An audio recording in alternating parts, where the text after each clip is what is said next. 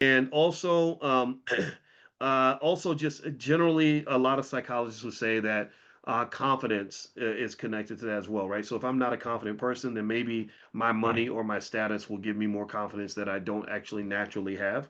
And if you take those things away, then my confidence might be depleted. And I think that that's something to kind of consider as well. So I would say this too, in terms of just being flashy with money. I think it's very dangerous, actually. And it's dangerous because when you flash money, you're drawing a lot of attention, and attention is is it's okay sometimes, but sometimes you don't want too much attention because people that I've noticed that actually have a lot of economic power that are really calling the shots, they don't want anybody to really know what they're doing. They don't really want everybody in the world to be able to sabotage what their plan is or to get in the way of what they're trying to accomplish.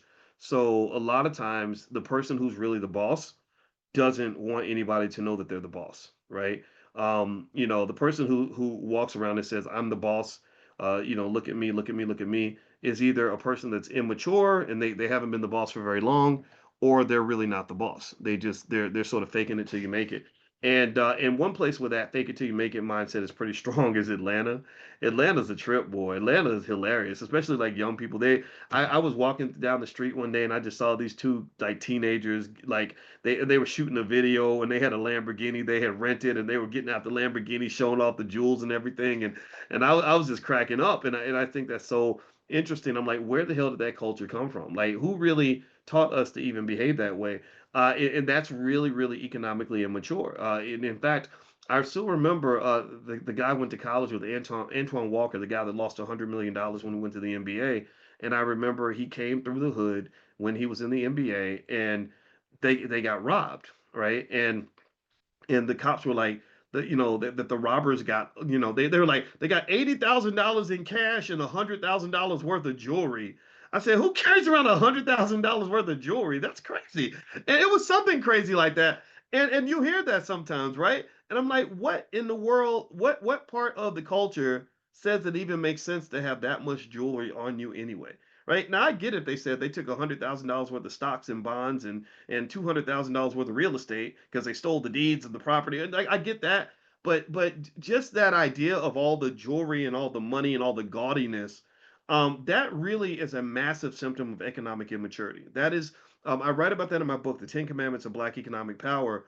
Economic immaturity is when you do things with money that a child might do.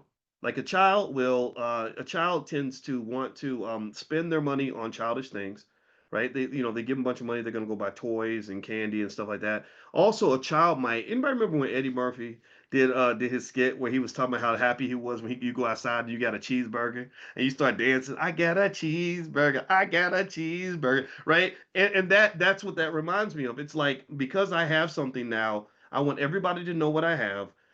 And the question I would ask is like, why? Like, what is it inside you that's making you, or is it ice cream? Was it ice cream? I knew it was ice cream, a cheeseburger, or something, right? And we all did the ice cream dance when we were kids, but you don't do that when you grow up, right? When you grow up, first of all, we probably shouldn't be eating ice cream, but when we do, it's not like I run to my wife and I wave it in her face and be like, "Ha ha, girl, look at what I got. I got strawberry sundae. You ain't got none, right? You can't get none because you on the welfare, right?" And so I think that there's something about that that has to be addressed because what happens also too, I think, is that it stunts the growth of a lot of our young men.